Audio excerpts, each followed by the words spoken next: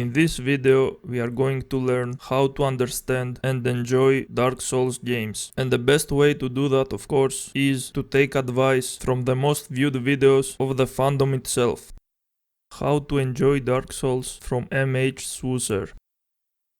Now I'm about to say something totally unbelievable that may genuinely shock you. It's a bit of a hot take, but I really do think it's true, so stay with me for a second. Dark Souls is hard.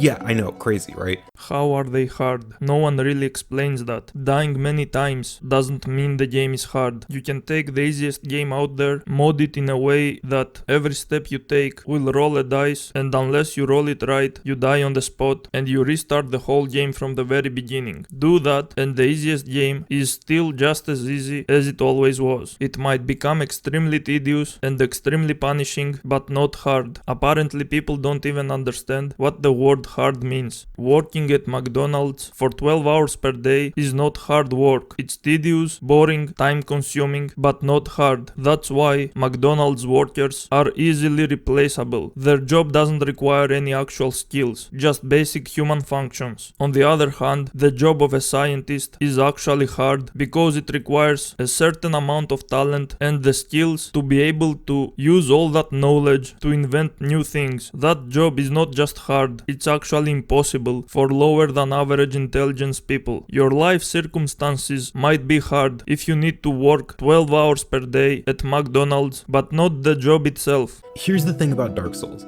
Because it's so difficult, you're gonna die very often. That's just how the game works and there's no real way around it. It's because of this that Dark Souls is pretty universally recognized as one of the hardest series in mainstream gaming. You don't die because the game is difficult. You die because it's a trial and error game. It's designed to kill you every time you try and not do the precise thing the game wants you to do. You have no way of knowing what exactly to do unless you keep trying and dying until you get it right. Death is a fundamental part of the game's design and has nothing to do with difficulty. There's a reason people say the Dark Souls of platformers. I'm not sure why they can't just say a difficult platformer, but that's a whole different topic. The reason people keep throwing the word Dark Souls to describe everything hard is mainly because they are major fanboys of the franchise and because they are not smart enough to understand that Dark Souls games were never hard. Anyway, what's important here is due to this game's unrelenting difficulty and total lack of handholding that it completely took the world by storm in the beginning of the 2010s. Now, if you can believe it, I'm a bit of a fan of video games myself, and naturally I had heard of Dark Souls, but after playing it in 2017, I just couldn't get into it. Not because of the difficulty, mind you, especially since later I would play a game called Celeste, which would quickly become one of my favorite games of all time and is in my opinion a fair bit more difficult than Dark Souls. My problem with Dark Souls wasn't the difficulty, it was punishment for succumbing to that difficulty. You see, in Dark Souls, every time you die, you lose all of your souls. You can go back to reclaim them, but if you die again, you'll lose all of them permanently. At the time, I believed this mechanic was in place simply to waste your time and pad the game's length. Not only that, but it was a mechanic that severely hampered my enjoyment of the game. I didn't want to explore, I didn't want to study enemy attack patterns, or just generally take in the world. I was so afraid of losing my souls that I didn't even want to play the game the way the developers intended. That souls don't matter. Well, they kind of don't matter. Listen, just hear me out for a second, okay? Do you need souls to level up? Yes, but I want you to take a look at this real quick. Look at how many souls I gained from just beating one boss. That's a lot of souls, right? Wrong. No, it's not that many souls. See, because you also gain a consumable upon defeating a boss that you can use for either a weapon or, if you're greedy, even more souls. Furthermore, you're granted these souls from just exploring that don't disappear upon death. Each boss gives you enough souls for 1 or 2 level ups, and you can get even more if you've collected the souls from an area.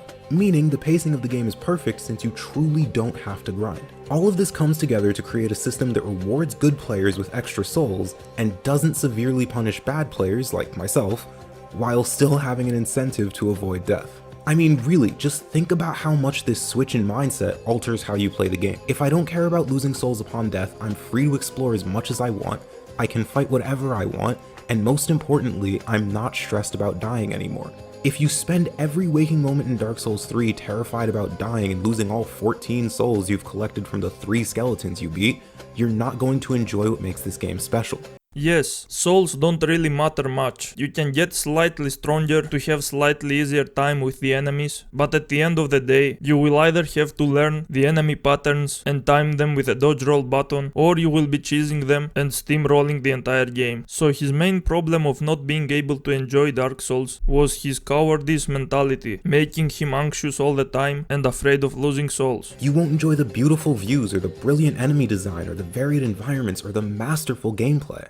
Where is the masterful gameplay? Is this a joke? From Software makes some hard games, I won't lie, and at times it can even get a bit frustrating. But once you gain a bit of patience and stop caring so much about things that don't actually matter, you can enjoy one of the greatest series of all time. Dark Souls isn't like a traditional RPG like Final Fantasy or Dragon Quest. When you can't beat a boss in Dragon Quest, you level up. When you can't beat a boss in Dark Souls, you get better. If you just learn the boss instead of trying to overpower it, and learn the areas and explore instead of desperately clinging to your souls in search of a bonfire, you'll not only have a better time with the game, but you'll have an experience no other series can offer. So his point for the entire video was that you shouldn't worry about losing your souls since they don't really matter much and you will get more afterwards anyway. Now I am pretty sure that's not the reason most people are not able to enjoy the Souls games. I'm pretty sure it mostly has to do with gameplay, but even then his point is completely useless. Imagine if you worked many hours to make a decent amount of money and then you lose that money because someone stole them from you, and instead of fixing the problem of theft, someone comes and tells you that it doesn't matter if you lost the money because we live in a great economy and you can easily make that much and more by starting over again. Even if you do live in a great economy where money is easily made, the fact remains that you still lost that money and that time. Pretending the problem doesn't exist is not going to make it go away. Something that's supposed to be easily fixable should actually be addressed and fixed instead of ignored. Time itself is extremely valuable. The more you grow up, the more you understand that. Telling people it's okay to throw away so much of your time as if it's nothing is garbage advice. The developers could easily fix that terrible mechanic, or they could actually make the game skill based instead of trial and error, with bullshit and cheap troll ways that constantly kill the player, as well as the games being unpolished. Dying to some bullshit that you had no way of knowing and is out of your control is a really good reason to stop playing a game. If the developers weren't thoughtful and have no respect for the player's time, why would the player respect a terribly made game? How to get good at Dark Souls by YoJosherino. Dark Souls is a series that practically defines a genre all on its own. When a game is described as a Souls-like, a few other words typically follow.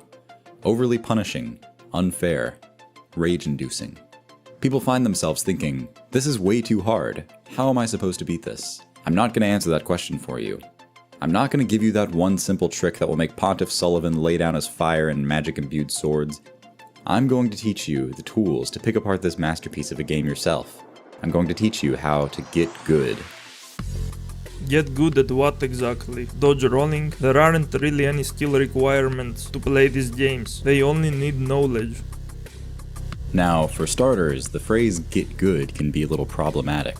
While some people use it as a way to heckle new players for not being as good as them, I suspect the origin of this phrase stemmed from people having difficulty articulating how exactly they got good themselves. It's mostly fanboys using it to deflect criticism, and the reason they don't understand how to articulate the way they themselves got good in the first place tells you how stupid they really are, playing the same genre for their whole lives and they still have no clue what the hell they are doing. When people want to teach you something, they actually give you the details, and if they see you have still trouble understanding, they go one step back to start from the basics to make sure there is proper understanding of what is being taught. Saying get good is a nonsensical NPC phrase. They have been repeating that for more than a decade, and other stupid fandoms are adopting it as well. It took them time and practice and trial and error and failure after failure after failure until finally they got good. The issue with this phrase though is that the words get good are not in and of themselves actionable. You can't really apply the phrase to your gameplay and use it to see results. So let's take this vague, nondescript phrase and dissect it into something actionable. So where do we start?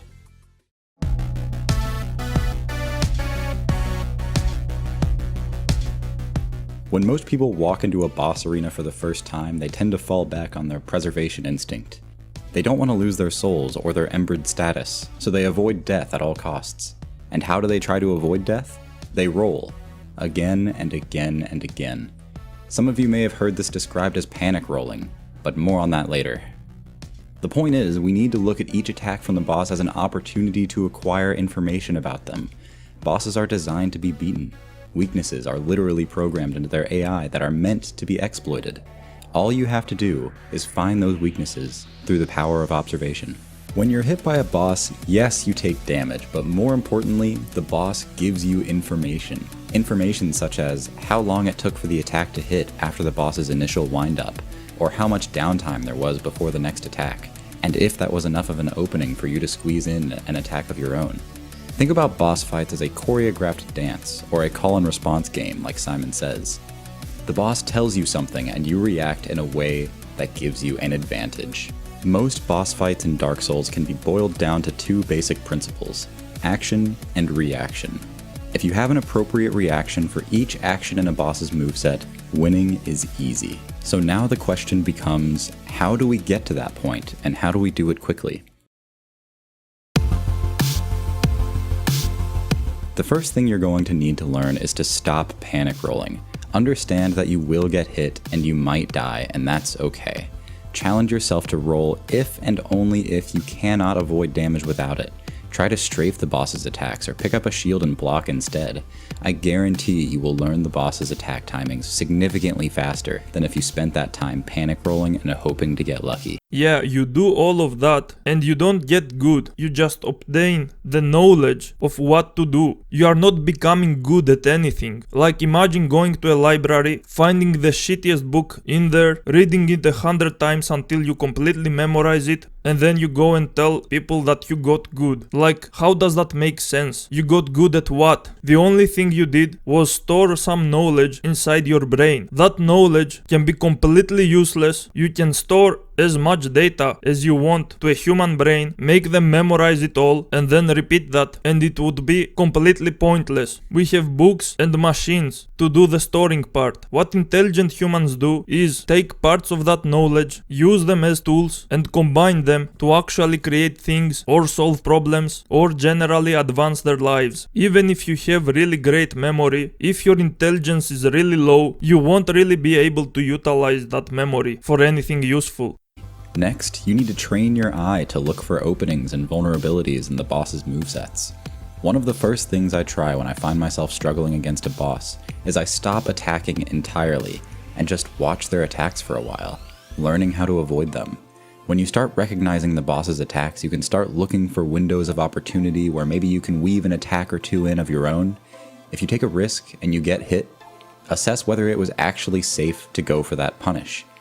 Yeah, the problem with that is the visuals themselves and the hitboxes are not accurate, which means just by observing you are not going to learn anything. The timing you might think is going to work will most likely not, which is why you need to get in there, press the dodge roll button when the attack is trying to connect, and actually memorize the timing of the animation that you need to see right before pressing the button. That's why it's a trial and error game, and that's why you can't avoid dying a lot, and that's why it's not a reflex based game. It's not a skill based game. So he spends the entire video telling you the most basic things that every single person who would play a Souls-like game for their very first time would easily understand by themselves. I have no clue who is this video supposed to be for. Is this for toddlers? For actual retards? For downies? Like, I don't get it. If you actually had to watch this video to understand all of those basic mechanics, then you are beyond salvation. You need to start collecting your Down syndrome pension immediately. You are clearly incapable of doing any work or being a functional member of society in any way. The beautiful thing about boss design in Dark Souls is that they are, for the most part, extremely fair. If you get hit, it was almost certainly as a result of a mistake that you made. If you die to a boss, try and pinpoint the exact mistakes that you made, and make an effort to omit those mistakes on your next attempt. if you get hit by a boss you fought for the first time, it's most likely not your fault, due to bad animations, hitboxes, and camera. After fighting the boss a couple of times, if you fail to memorize the precise timing of the dodge roll button with the enemy animations, then yes, you are making mistakes. But to reach that point, you need to waste a decent amount of time, and the process is not interesting in the slightest, and the result isn't interesting either. The next thing I want to address is weapon and buff choice. I see a lot of advice online that says use X weapon, it's OP, or this boss is very weak to lightning or fire, or what have you. I also see posts describing how to cheese bosses or trivialize them. I want to assure you that these things pale in comparison to the strategies that I've mentioned up to this point. I would urge you to pick whatever weapons or spells are fun for you. Make the playthrough your own. After all the stupid challenge runs I've done, whether it was soul level 1 or pyro only or bow only, what I've learned is that stats and numbers and min-maxing not only isn't fun, but it doesn't really matter. Exactly, he straight up admits the RPG mechanics don't really matter. The core gameplay has always been a dodge roll simulator. So the next time you find yourself struggling against a boss in Dark Souls, take a deep breath and remember, action and reaction. Wow dude, that was so deep. You should really be a teacher for very specific students. The 3 things I had to realize before I got Dark Souls by Uniquenameosaurus. Dark Souls is not hard. Do I have your attention? That's a good start. I mean, it's challenging. You do have to try, but there's kind of this misconception that you need spreadsheets, frame-perfect reactions, and like 2 bottles of lube. But Dark Souls is not that hard, not even close. You just kind of need to think, and that's the end of it. It's just that there's a couple of biases a lot of people bring over from other games, and it makes it a lot more painful and irritating to play than it really should be. I tried Dark Souls 3 times before I actually realized how amazing it was, so here's the 3 things I had to realize before I got Dark Souls.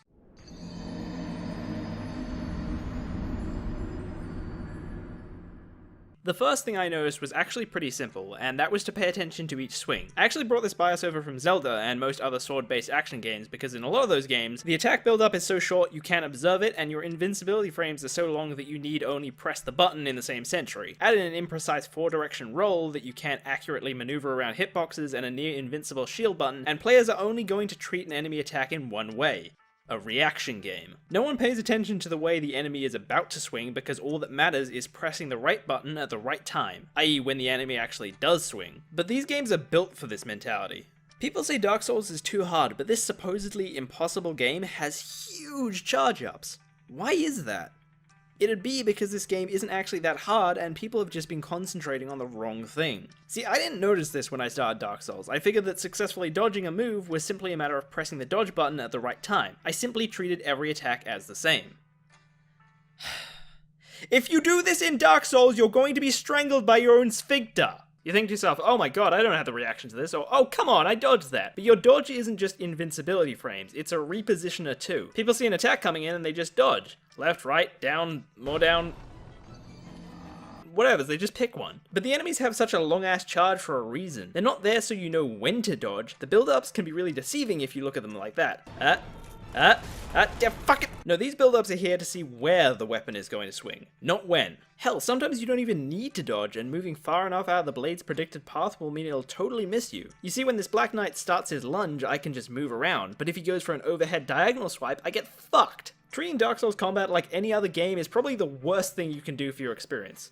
Okay, his first point is completely false. Most of the time, the enemies are constantly tracking you. Many of them have also spinning attacks that can hit all around them, and since you don't know when the charge attacks are going to hit and how long their range is, you still need to memorize them and time them precisely with the dodge roll button. There are very few times when the enemies will lose you from their lock on and allow you to dodge to their side while they keep missing their attacks. The fact he is showing footage of early enemies to prove his point means he either forgot how ridiculously stupid enemies become later on, or he actually hasn't played much of the game. To summarize, treat Dark Souls combat like an actual sword fight, because in an actual sword fight, when the sword hits you, you die, as opposed to being hit by the sword's invisible death cube.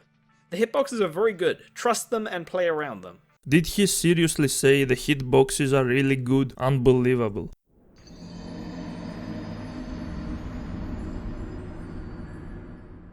The second thing you should learn is that memorization is necessary. Before I said build-ups were to tell you where the attack is coming from, not when, so that begs the question, when should you dodge? And I'm afraid the answer to that is that there's no clever way and you just have to memorize the timing. Okay, in game design, memorization is boring. There's no choice in bookkeeping. It's a straightforward, mental procedure, no thinking required, just brute force. And you're gonna have to do it for each new enemy you come across. Now, a lot of moves are distinguished from each other, so they're a bit easy to memorize, but some are just kind of obnoxious, and the process of getting hit and then adding it to your database under that did over half my health.sql is just kind of arduous. There's just no good way to tell when a move will strike, or how many hits are in a combo. His second point is about memorization being necessary. Well, that's really funny because it kind of contradicts his first point, but it's also false because memorization is not just necessary, it's literally the only thing that matters, with very few exceptions. The careful balance of aggression and defense, stamina, health management, strategically dodging to put yourself in the perfect position to do as much damage as possible, heavy weapons, light weapons, dealing with multiples, prioritizing certain targets. Oh god, I just love it. But yeah, memorization. The game will try to make it easier for you since you can keep your distance till you learn the timing, and a lot of the time they have unique build-ups and combo ending animations. Like the Black Knights will do the hokey pokey and shake the blood off their sword when they finish a combo, but even then you still have to memorize that tell. Maybe it's a little better if you have really fast reactions, but more often than not you'll have to die 1 or 2 times.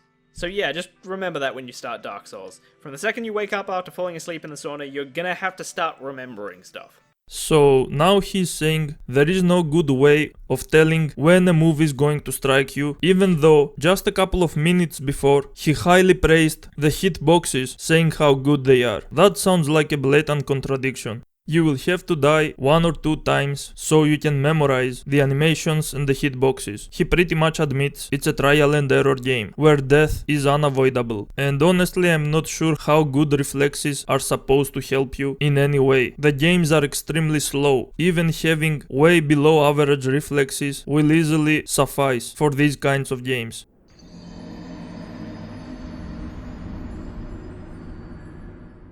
The third and final thing you should learn is that if something is too difficult, or more to the point, not fun in Dark Souls, there's probably another way. When confronted with Dark Souls is too hard, a lot of people give really obscure tips just because they assume the problem is something that you wouldn't already be able to know, like start with a knight since it's easiest, or put all your points into strength and your ability to high-five people. What I'm talking about though is a general attitude shift. I completed Dark Souls just fine without spreadsheet bullshit. Only even used a walkthrough for 1 or 2 things. This bonfire right here? Fuck this bonfire. Most secretive fucking marshmallow toaster I've ever encountered. Game straight up deters you from looking over the edge. They thought they were clever or some shit. I don't fucking know. Whatever, my point is... Oh my god, I forgot I did that. Whatever, my point is that if you want to beat Dark Souls, you don't really need to pay attention to stats or any in-depth jargony thing that you couldn't possibly get without exposition. No, you really just need to think laterally. His third and final point is there is always another way, and he pretty much proceeds to explain that there is tons of cheese and ways to get around the game, making everything easier. I'm pretty sure almost everyone knows that. Most of the people who get stuck at any parts of the game go online to seek help, and most of the times the help you will find is people telling you how to straight up cheese the game. I'm not sure how that makes the game more fun or enjoyable or makes you love the game, so this video also failed. Instead of explaining his third point, he wastes a lot of time praising the game vaguely, saying how much charm it has and how magical it is, just another stupid fanboy. Why you don't get Dark Souls by Snowy. In this video, I'm going to cover what I consider to be the 3 most important concepts to unlocking the Soulsborne franchise, and to successfully breach the high skill floor that the series demands. These 3 concepts are bosses, dodging, and death. 2 of these concepts are both heavily related to a shift in mindset while playing these games, a shift that, in my experience, revealed a genuine appreciation and love for these games. If you've ever attempted to play these games and could never seem to get into it, or if you've never tried and are worried about the dreaded difficulty that everyone seems to talk about, then this video is for you. I highly recommend you play these games blind, as it can easily be one of, if not the greatest experience you will ever have while gaming. Dark Souls is one of the greatest video game franchises of our generation. The series has literally changed the way certain game genres are designed, and has made massive waves in the indie game world, with the term Souls-like becoming synonymous with difficulty. This difficulty, however, has the unfortunate consequence of making it nearly impossible for a new player to ease their way into the game without immense frustration and an incredibly demanding skill floor. Hopefully this video can help with that. So without further ado, let me give you a quick recap of my Souls journey, which, if you've tried to get into these games before, you can probably relate to. I started my adventure with Bloodborne, and while I loved the theme and the world, I ended up giving up on the first main boss and didn't return to the series until Dark Souls 3 about a year later and had similar results. I absolutely adored the aesthetic and lore, but just couldn't get past the insane difficulty. I left the series thinking, wow, this game is not even fair. These bosses are stupid and unbalanced. Some time had passed, and I tried one more time and persisted until I made it past the first few bosses and started to get somewhat of a feel for the game. I was absolutely loving it. Exploring and becoming fully immersed in the world of Dark Souls 3 is still one of my favorite memories to this day. However, the mid-game bosses started to become real roadblocks for me, and I was struggling to not get frustrated at every new boss fight I encountered, until one day, something clicked. A common misconception in Souls games is that the bosses are hard for the sake of being hard, and that to win, you just have to throw yourself at a boss over and over until you somehow miraculously win. This was my mentality, at least, when I first entered the series, and after my first experience with Bloodborne and Dark Souls 3, this idea was kind of burned into my mind. What a lot of people don't understand is that one of the biggest gameplay loops of Souls games is learning how to defeat a boss. This is also what keeps many players playing From Software's games so religiously. To beat a difficult boss in a Souls game, you have to put forth some amount of effort to learn how to counter them. You have to be mindful in your attempts and take mental notes of things that you notice. For example, on this attack, he swings a little slower than I expected, so next time I need to slightly delay my dodge. Or, he seems to have a long wind down after using this attack, so next time I'm going to try to hit him during that period and see what happens. Learning when you are able to attack a boss is key to getting sufficient damage in before you are completely drained of your Estus. This also applies in the same way to learning when you can heal and when you can't. Bloodborne teaches this concept perfectly. Having the fastest pace of all the Soulsborne games, Bloodborne incentivizes speed and aggression. So much so that when you take a hit in Bloodborne, there's a very small window afterwards where landing hits will actually regain some of that health. You're practically forced to memorize the boss's windows of opportunity as they are much thinner and more rewarding than the other Souls games. This kind of mindful thinking is the foundation of any learning process, but isn't very expected in video games. You're used to being spoon-fed the tools and knowledge to beat a part of a game, which isn't a bad thing. So he's just another guy explaining the most basic functionality of these games, which is completely pointless because I cannot fathom anyone who played these games and didn't understand what the core gameplay is all about. I just don't understand how these videos are going to help anyone. By reading the comments, I realized new players don't actually watch these videos. They are filled with people who have already played and liked the games and are just coming there to seek validation and circle jerking while complimenting the games. No one really learned anything useful from these videos. No one really got good. This mindful approach to boss fights is one of my favorite things about Souls games. It keeps the player extremely mentally engaged and, more importantly, allows you to constantly feel a sense of progression, even when, at the surface level, you're just getting pummeled over and over. If the boss fights of these games are keeping you extremely mentally engaged, that speaks volumes about your intelligence. You are really overworking your two brain cells to beat these simple dodge roll simulators. I can count on my fingers the number of bosses that, even after multiple successful runs, I consider to have a move that is genuinely unfair. And he still admits that there are bosses that are actually unfair. Like, no matter how much I think, Google for help, or attempt to implement wild strategies, there is no way to counter it. And that goes to show From Software's mastery in designing good fights. Even the bosses that are considered the absolute hardest in the game have been killed at level 1 while taking no damage whatsoever. That wouldn't be possible if every boss was unfair like many players tend to think. They may have frustrating abilities or seemingly impossible windows of opportunity for attack, but with enough mindful execution and practice, you will begin to see how little bosses there are that are genuinely unfair. Every game that allows you to dodge every attack that exists in the game can technically be beaten without ever getting hit. That doesn't mean the game was designed well. You give the ability to dodge roll and get invincibility frames to the player, you make every enemy's attack slower than the player's dodge roll intervals, and boom, you have a Souls-like. You don't even need to playtest anything, because you already know it's mathematically possible to beat the game. It's one of the easiest and laziest ways to make gameplay. People who praise that kind of gameplay are completely clueless about gameplay design. Dodging is something that can be your best friend or your worst enemy. Many new players instinctively use their dodge as soon as they see the slightest hint of movement from an enemy, and it leads to them getting hit by the tail end of the attack. Coming from other titles with sword-based dodging combat, a lot of players have the mindset that pressing the dodge button by itself is enough to get by, and most of the time it is. Due to having a much farther dodge range and length of invincibility, games such as Legend of Zelda or God of War allow you to not worry as much about dodging at the right time or direction. But Dark Souls is different. Your dodge is much shorter and needs to have much more intention behind it. The enemies have long windups that often play against your natural instinct to get out of danger. You know the danger is coming, and you want to get out of there as fast as possible. This leads to something known as panic dodging, where you spam your dodge over and over in a desperate attempt to not get hit, but you have to fight that urge, and wait out the animation into the last possible second before you get hit. It's also important to understand that the direction that you dodge is extremely important. The long windups that certain enemies have on their attacks is not just there to mess with your timing, it's also there to show you the direction that the attack is going, and to give you the necessary information to determine which direction you need to dodge. Learning to do this consistently will lead to much more success while fighting enemies and bosses, but more importantly, it will give you a sense of control when you're fighting. This feeling of control can oftentimes elevate Dark Souls combat to another level, and make it begin to feel more like a dance between you and the enemy. This feeling becomes obvious when you revisit an earlier boss after finishing the game, and you don't feel the same sense of urgency or panic anymore. You know this boss, and can dodge most of its attacks like clockwork, with more intentional dodging while simultaneously weaving in attacks at just the right times. This back and forth interaction between you and the boss is an amazing feeling, and it's reproducible in every fight, with enough patience and willingness to learn and adapt. He repeats identical talking points to the previous videos we already watched. It's almost like these people are a hive mind. You don't see much originality or intelligence from this fandom. A common critique of Souls games is that the punishment for dying is too harsh, considering you are supposed to die. When you die, you lose your souls, which are both your experience points and money. And they stay where you died, and you get one more chance to run back and pick them up.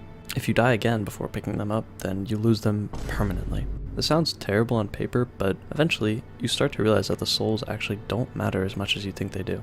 The souls you collect in between boss fights are a fairly minuscule amount compared to the amount that bosses themselves give. One boss fight can give you multiple levels worth of souls, easily making up for anything you may have lost along the way. Not to mention the item that the bosses drop themselves, which can either be transformed into a unique weapon from that boss, or, if you have no interest in that weapon, can be consumed for a large amount of souls. If you're comfortable doing so, I definitely recommend checking the wiki or the respective vendor in-game to see if these items are of any interest to you. And remember, you can always get them again in your next playthrough, so don't think they'll be locked away forever just because you aren't interested in them right now.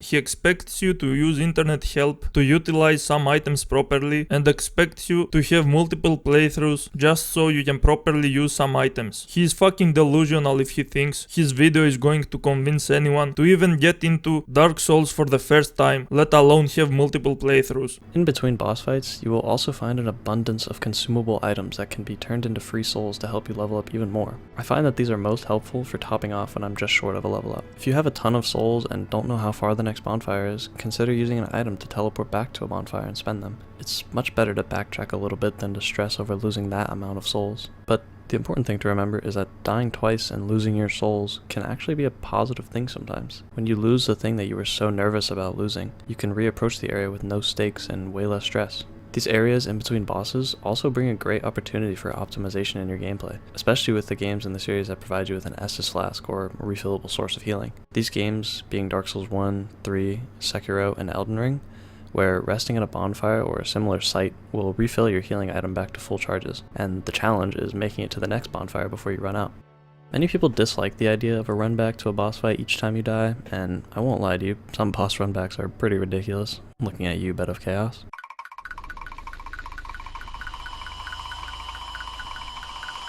To reach this point though, and have such a glass half full mentality, you need to do something that a lot of people won't like to hear. Lose your ego. Anger is futile. Dying means that you did something wrong and you have the opportunity to learn from it. Sure, it can be upsetting to lose, but if you find yourself being filled with rage every time you die, this used to be me, then maybe you need to come in with a different point of view. You're going to die. A lot. Learn to love the process and sense of progression you get from each attempt. This feeling of control and mastery that comes from it will make it all worthwhile. His advice of losing your ego could be really used from the vast majority of the fandom that thinks they are so good at video games, when in reality they are beating simple dodge roll simulator games that only require memory and a lot of time. At the end of the day, it's still a video game. You're supposed to have fun with it, so try putting yourself in the shoes of players who love the series, or the developers who intentionally made things the way they are. Why do they like this thing that I hate? maybe you just need to look at it from a different perspective. Or maybe we're all just masochists. Trust me, I really tried to put myself in the shoes of the players who love these games, and they are not just masochists, they are genuinely dumb people, very mentally ill, with a very disturbing mentality. Of course I will explain all of that in the next part.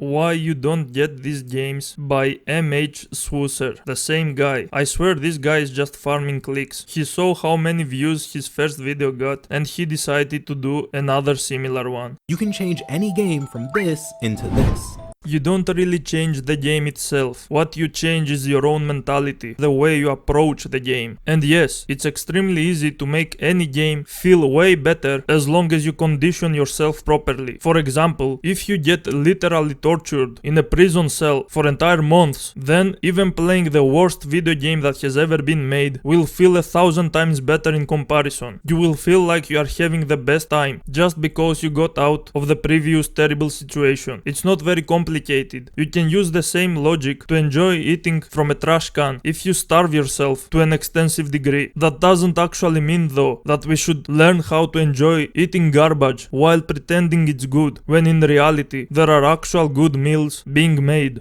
Stop me if you've heard this one before. Man, I'd love to get into extremely popular video game. Starfield is one of the worst games I have ever played, Diablo 4 is garbage, and the other 3 games are pretty mediocre as well. Popular doesn't equal good. If you want to get into popular games, you are probably doing it for the social aspect, because what you really want is to be able to communicate with a lot of other people who are into similar things. In that case, you are a weak-minded person. I would rather surround myself with very few quality people who are actually intelligent than millions of idiots who simply have relatable activities. For some reason, every time I try, I bounce right off. I just don't get what people see in this game. Well, that was me with Dark Souls 3 and similar games like Nioh and even Fury. Basically, games that are designed to be extremely challenging and punishing. I wanted to enjoy these games. I had seen all the rave reviews, the threads on Reddit, the live streams and challenge runs. I heard the same lines ad nauseum. This is one of the best games of all time. It's nearly flawless. Everyone needs to play this game at least once. It was almost frustrating in a way, as it seemed like everybody in the world got it but me, and I just couldn't understand why. Well, maybe you weren't smart enough to understand why. Good thing I was, and I even put effort into trying to understand why others do like these games. So, in my mixture of frustration and confusion, I decided I needed to take a break from it all and climb a mountain. Oh no, not literally, that would require going outside. I played this game about climbing a mountain. I was pretty confident that I'd enjoy Celeste, but nothing could have prepared me for how much this game would mean to me. After only a month, I was seriously questioning if this game was in my top 5 of all time. And if you've been paying attention, you might already know why that doesn't really make sense. Celeste is a hard game, and as we established earlier, I didn't like hard games. So what made Celeste so different from something like Dark Souls? Well, that's simple. Celeste wants you to win. Celeste is actually a hard game, which is extremely well designed, very thoughtful, teaches the player all the basic mechanics slowly all the way up to the most complex mechanics. The difficulty in Celeste increases slowly and gradually. Furthermore, the game is so forgiving that later on when they present you with these challenges that may have looked impossible before, you're not just willing to take them on, but you're ready as well. In Celeste, when you die, you immediately respawn both quickly and not far from where you died. The rooms are designed in such a way that throughout the entire game, you'll never lose more than 30 seconds of progress, with a few exceptions.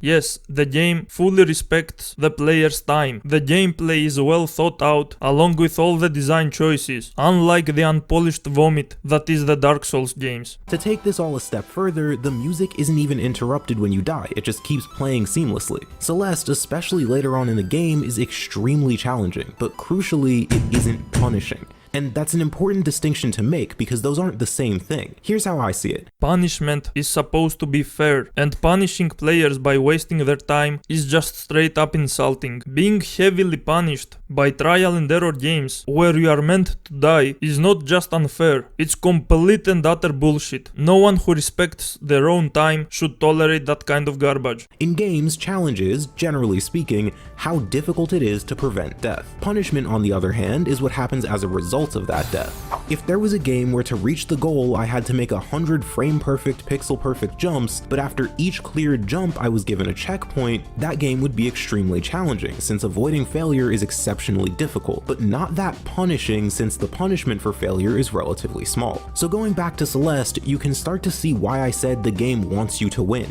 Even when you fail, the game doesn't heavily punish you for that failure. It instead tells you to get back up and try again. However, it's exactly because of this system that something strange started to happen as I played through Celeste and completed its post-game challenges and DLC. I started to enjoy the challenge. But not just enjoy it, I became addicted to it. I would go back and clear old stages I had already finished in a desperate attempt to recapture that feeling. I completed all the extra challenges the game had to offer, even started speedrunning the game, and yet it was all pointless. That feeling was gone once I finished the game's final challenge, and I would never get it back.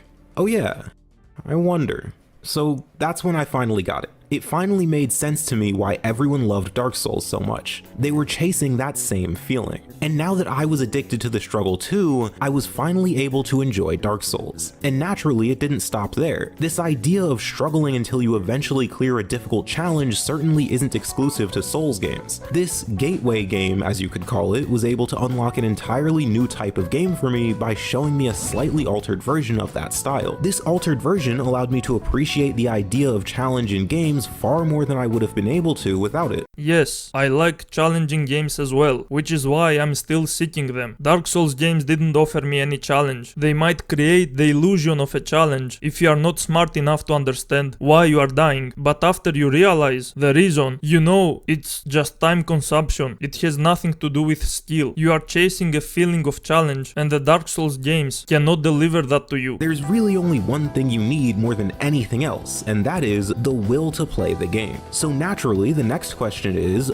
where does that will come from? What makes you want to actually dedicate your time and energy to playing a video game? That's the key question we need to answer here, since within it lies something we can exploit to unlock an entire genre. The rest of his video is garbage. He proceeds to talk about how you need the will to actually play a video game and where that will comes from. Well, in my case, it comes from the game's quality. My free time is limited and I want to spend it on good video games instead of trash. Here's how I used to play Dark Souls. I'd die, then run back in a desperate attempt to regain my lost souls. Naturally, I'd die again because not only am I bad at the game, but rushing back to a dangerous area with full tunnel vision isn't a very good idea. Shocking, I know. At this point, I'd curse the developers for creating such a cruel system and go back to playing Tales or something. But that's where I was actually wrong. See, souls don't matter nearly as much as you might think. He also proceeds to repeat the exact same points he made in his first video, like a broken record. He is just recycling content because he clearly realized how easy it is to farm clicks from one of the most desperate fandoms out there. A fandom so desperate for validation, they will watch literally any video out there, and they are always ready to find anyone criticizing them and spam the exact same NPC lines like the morons they are.